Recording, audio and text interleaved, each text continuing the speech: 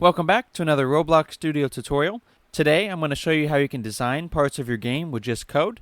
This would be especially useful for obbies where you're trying to set up platforms for players to jump between.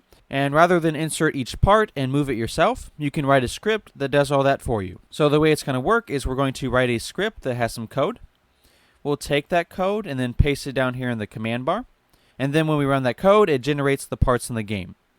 What we'll do in this video is I'll show you how to set it up so you can spawn all these parts, and then we'll take a look at how you can add different properties to either all the parts or maybe just some of the parts.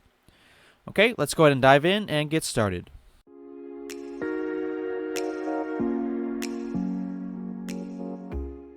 The first thing we're going to do for this video is go to the Explore menu, find the workspace, and add a script. So what we want to be able to do is write a script that generates parts into the game. And we can do that by using instance.new. So what I'm going to say is local part is going to be equal to instance.new. And there's a lot of things you can generate with instance.new. For example, you can do scripts, you can do parts, you can do different values. You can also do different effects like fire, explosions. But since we want to generate parts inside the parentheses here, we're going to do quotation marks. And then the name of the object that we want to create a new instance of, which is part. Next, we want to tell it where to put this part, and we're going to be putting this part in the workspace. So we're going to say part.parent is going to be equal to game.workspace. So this takes the part that we just created with instance.new, and it sets its location to game.workspace. Next, what we want to do is do this over and over again.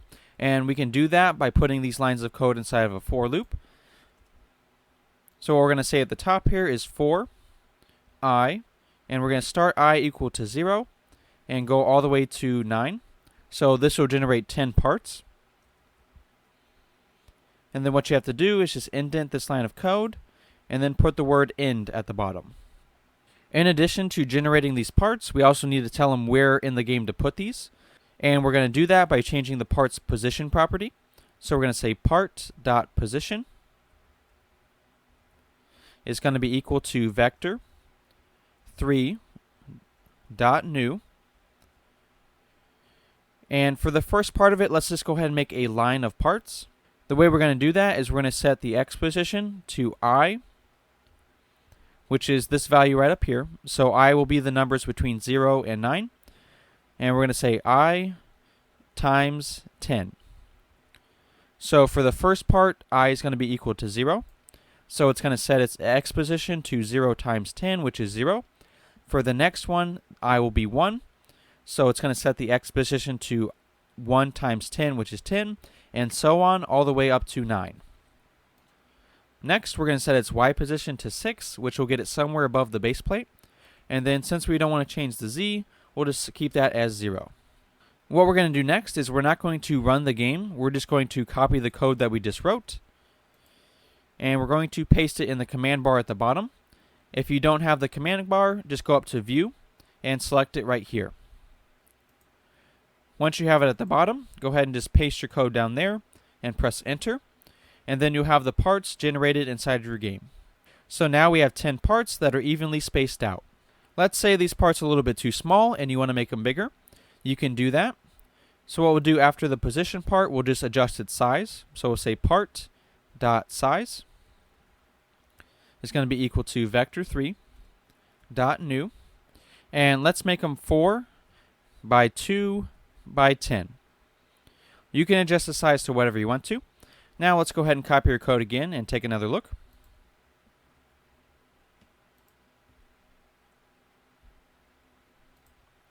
And now we resized all the parts so that they're a little bit bigger. Next, let's go ahead and take a look and see how you can make a grid of parts. So what I'm going to do for now is just go ahead and delete that size property. To create a grid, we're going to have to use 2 for loops, one to go left to right, and the other to go front and back.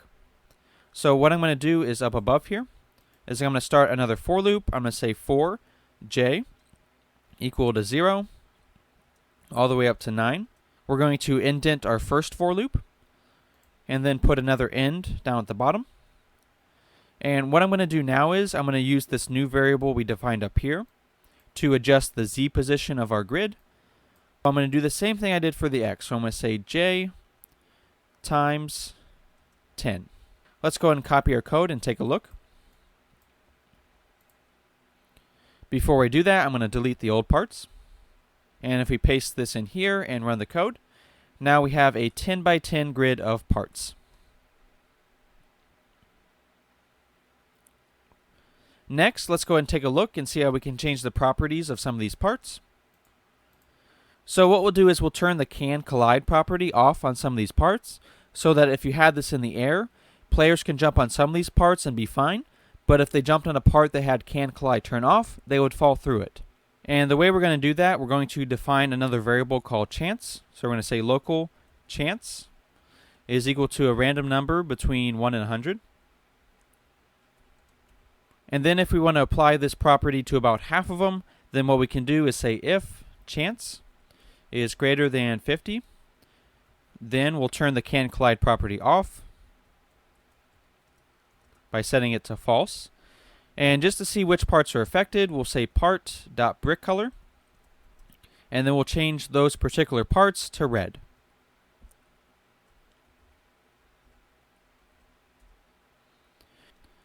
Now let's go ahead and copy our code and paste it down in the command bar. And now if we run this code, it has a grid and about 50% of them are colored red with the can collide property turned off. Okay, let's go ahead and run the game. There's a couple things we want to do before we run the game though. One of those is anchoring the parts. And you can also do this by adding a line of script to the code. For now though, I'm just going to highlight all the parts and press anchor. After that, you want to delete the script in the workspace. When you're finished testing your game, if you want to get the script back, just press Ctrl-Z. And once you do that, you can go ahead and run the game. And what you'll have is a grid of parts. And the red ones have can collide turned off, so when you run into them or jump on top of them, you just fall right through. Other parts that aren't red act like normal parts where you can get on them and jump between them.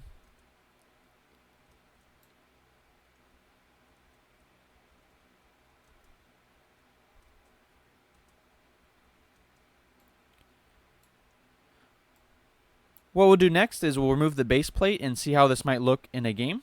Okay, so this is what it could look like as part of your game with the base plate removed. I made a few changes to the script and I'll show you those in just a second. But basically you have a grid of parts. Some of them you can jump on, and others, if you try to jump on them, you'll just fall through. If you want to, you can remove the line of code that turns some of the colors red. That way the players have to guess to see which parts they can jump on. But if I jump on a part that has can collide turned off, then I just fall right through it. The first part of the script that I changed was the spacing between the parts. Before we had the number 10 for this part and also this part here. I changed that to 6s so the parts were a little bit closer together and easier to jump in between. I also added this line right here, which anchors the parts and keeps them in place. And then I changed this part right here to greater than 75 so that a smaller portion of the parts had can collide turn off. If you want to remove the red color from the parts, you can go and just delete this line right here. And just remember, once you copy and paste this in the command bar, delete your script over in the Explorer menu before you run the game. This is going to be the end of this video. I hope you enjoyed, and stay tuned for the next one.